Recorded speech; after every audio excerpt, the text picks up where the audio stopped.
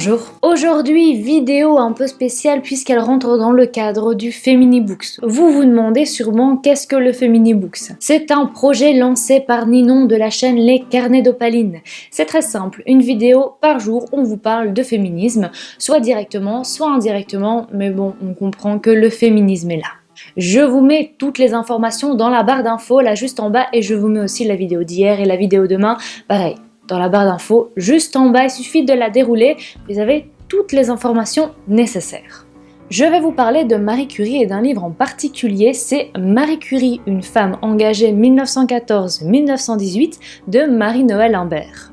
Je ne sais pas ce qu'il en est pour vous, mais personnellement, avant de lire ce livre, j'avais vraiment l'impression de connaître la vie de Marie Curie. Prix Nobel, Pierre Curie, la science et tout ça. Et finalement, j'ai vraiment redécouvert une femme avec ce livre. Ce livre se penche plus particulièrement sur la période de la vie de Marie Curie de 1914 à 1918, c'est-à-dire pendant la Première Guerre mondiale, puisqu'elle va avoir une importance énorme. Par contre, pour le savoir, on va attendre un petit peu parce que j'ai envie d'en parler un peu plus tard. Pour l'instant, j'ai plutôt envie de raconter la vie en général de Marie Curie, vie évidemment qui est aussi évoquée dans ce livre, qui donne quelques bribes d'informations pour mieux comprendre le personnage, ou plutôt tout simplement la personne de Marie Curie.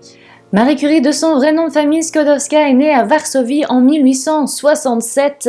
Elle est donc polonaise, vous l'aurez compris. Pas du tout sûre de la prononciation. Sa mère était institutrice et son père professeur de mathématiques et de physique, ce qui va, je pense, avoir pas mal d'influence sur elle. Avec sa sœur Bronia, ils n'ont qu'une seule envie, c'est faire des études supérieures. Le problème, c'est qu'en Pologne, on va clairement leur rire au nez, parce qu'une femme ne peut pas faire d'études. Rappelons qu'à l'époque, la Pologne était sous domination russe, ça ne rigolait pas. Le problème, c'est qu'elles n'ont pas forcément d'argent pour financer ces études. Elles vont donc s'arranger entre elles. Marie va rester en Pologne, elle va trouver un travail pour financer les études de sa sœur, qui, elle, va donc partir à Paris pour étudier à la médecine. Quand celle-ci aura fini ses études, Marie viendra donc à Paris elle-même pour, elle aussi, étudier. Ce n'est qu'à l'âge de 24 ans donc qu'elle part à Paris et elle va étudier les mathématiques et la physique. Et là, il arrive un moment où elle rencontre un certain Pierre Curie. Petit passage romantique. Ils se marient, ils vont donc avoir des relations sexuelles et bientôt un premier enfant, une petite fille prénommée Irène. Elle aura peut-être son importance dans la suite de l'histoire. Petit détail aussi important dans l'histoire, c'est à peu près à ce moment-là que Marie décide de faire sa thèse sur la découverte d'un nouveau type de radiation par un certain Henri Becquerel. On sent tout de suite aussi que Pierre et Marie Curie ne se sont pas épousés que pour leur physique, mais plutôt pour la physique. C'était pourri. Et c'est pour le bien de la science, j'ai envie de dire, parce qu'ils vont faire de très grandes choses ensemble. Et d'ailleurs, ils travaillent beaucoup dans un petit atelier totalement délabré, puisqu'ils n'ont pas vraiment de moyens financiers. Ils n'ont pas en tout cas de moyens financiers assez importants pour avoir un laboratoire grandiose et magnifique. Ils arrivent quand même à y découvrir une substance 400 fois plus radioactive que l'uranium. C'est en 1998 très précisément qu'ils découvrent le polonium. Vous pouvez tout à fait y voir une référence à la Pologne, il y en a une. Et 2 ans plus tard, en 1900, ils découvrent le radium. Je vais m'arrêter là, je ne vais pas vous donner plus de détails sur le polonium et le radium, pour pas vous embrouiller. Voilà, ce n'est pas du tout parce que moi-même je suis un peu perdue.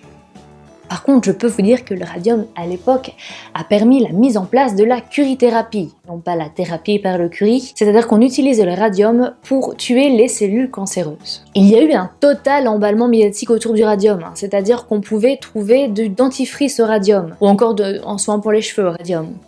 Et là, on arrive au moment de l'histoire où tout le monde connaît plus ou moins, on est en 1903 et Pierre et Marie Curie vont partager le prix Nobel de physique avec justement le fameux Henri Becquerel. Là, pour le fait historique, on est quand même à un niveau assez haut, puisque c'est la première femme à recevoir le prix Nobel. Ce n'est pas rien. Et évidemment, les mauvaises langues de l'époque diront que c'est son mari qui a tout fait. Oui, c'est d'ailleurs pour ça qu'elle en a reçu un deuxième de prix Nobel. Mais ça, je vais y revenir plus tard. Comme dans ce genre d'histoire, il y a le moment tragique. Et le moment tragique dans la vie de Marie Curie, c'est quand Pierre meurt. Surtout qu'il meurt d'une façon un peu trash quand même.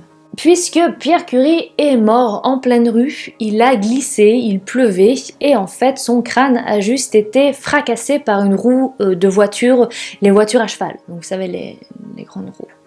C'est un énorme choc pour Marie Curie et elle va mettre beaucoup de temps à s'en remettre, mais elle va s'accrocher à finalement ce qui est le plus important dans sa vie, c'est-à-dire les sciences. Elle va aussi reprendre le poste de son mari, Pierre Curie, qui était professeur à la Sorbonne. Elle va se battre énormément pour avoir ce poste parce que on ne voulait pas qu'une femme l'ait. Tout simplement. C'était quand même la mieux placée pour parler de ses recherches, vu qu'elle était tout le temps au laboratoire avec son mari et que finalement elle travaillait autant que lui dessus. Elle continue aussi les recherches qu'elle avait commencé avec son mari et elle s'en sort plutôt pas mal, puisqu'en 1911 elle reçoit son deuxième prix Nobel, celui de chimie cette fois. Notons aussi le fait historique, puisqu'elle a eu 2 prix Nobel. Par contre, cette fois encore, son prix Nobel va être un peu dévalorisé puisque, voyez-vous, en 1910, elle a entamé une liaison avec un dénommé Paul Langevin. Cet homme est plutôt sympathique, le seul problème c'est qu'il est marié et qu'il a 4 enfants. Elle a donc détourné le bon mari fidèle de sa femme.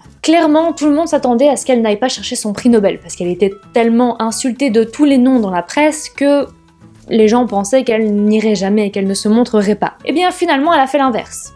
Elle s'est montrée. Elle y est allée et elle a reçu son prix Nobel. Et on arrive enfin à la période, celle qui pour moi est toute neuve, c'est-à-dire l'importance de Marie Curie pendant la guerre 14-18. Voyez-vous, vous l'aurez compris, Marie Curie est une femme intelligente. Et dès le début de la guerre, elle va comprendre l'importance que peuvent avoir les rayons X et la radiographie pour les blessés. Petit rappel, la Première Guerre mondiale est une vraie boucherie. Ce sont les tirs d'obus, les gueules cassées et pas mal d'autres trucs dégueulasses. Ce que nous apprend le livre, c'est qu'elle va tenter de passer par les voies légales. Elle va essayer de s'adresser au gouvernement, elle va essayer de tout faire en sorte pour que les hôpitaux aient ce matériel de radiographie. Sauf que, bon, elle n'était pas forcément toujours prise au sérieux. Elle arrive quand même à avoir des laissez-passer pour aller justement dans les hôpitaux et sur le front pour donner justement aux médecins ce matériel de radiographie. Pour cela, en fait, elle a une idée assez ingénieuse, c'est-à-dire qu'elle va un peu emprunter les voitures autour d'elle. Il n'y avait pas beaucoup de voitures à l'époque. Elle va tout simplement dire aux gens qu'elle leur emprunte et qu'elle leur rend après la guerre. Sauf qu'elle ne dit pas forcément dans quel état. Puisqu'elle va totalement transformer ces voitures pour en faire ce qu'on va appeler alors les petites curies. Les petites curies, ce sont donc des voitures totalement transformées qui permettent de transporter le matériel de radiographie. Ramener le matériel est une des premières étapes. Quoique la première étape serait tout simplement de trouver le matériel, qui n'est pas chose facile. Maintenant que le matériel est sur place, il faut aussi peut-être expliquer aux gens comment s'en servir et comment analyser les résultats. Et c'est là que va avoir une grande importance Irène, sa première fille, qui va l'aider pendant toute la guerre. Ce qu'il faut savoir, c'est qu'Irène aussi est une tête, elle est assez forte en sciences.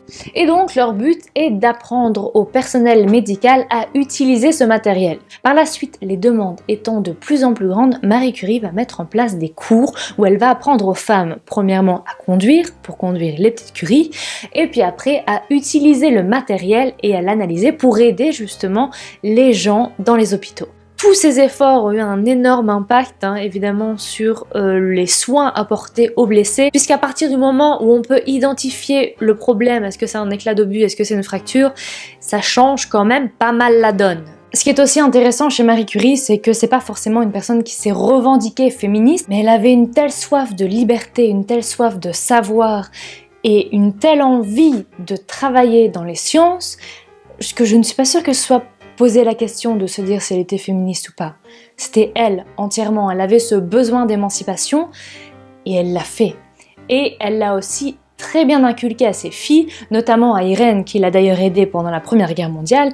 Irène qui, en 1935, a elle aussi reçu le prix Nobel de chimie. Donc je pense qu'elle a été très bien éduquée. Cette vidéo est maintenant terminée, j'espère qu'elle vous aura plu. Je vous invite en tout cas à aller voir toutes les vidéos du Feminibooks, je vous mets tous les liens en dessous. À mon avis, vous allez faire pas mal de bonnes découvertes. Je vous laisse ici, et si tout va bien, normalement une vidéo sortira très prochainement sur ma chaîne. Et je vous souhaite une excellente journée, une excellente semaine, et je vous dis, je ne sais pas quand, mais bientôt. Ciao!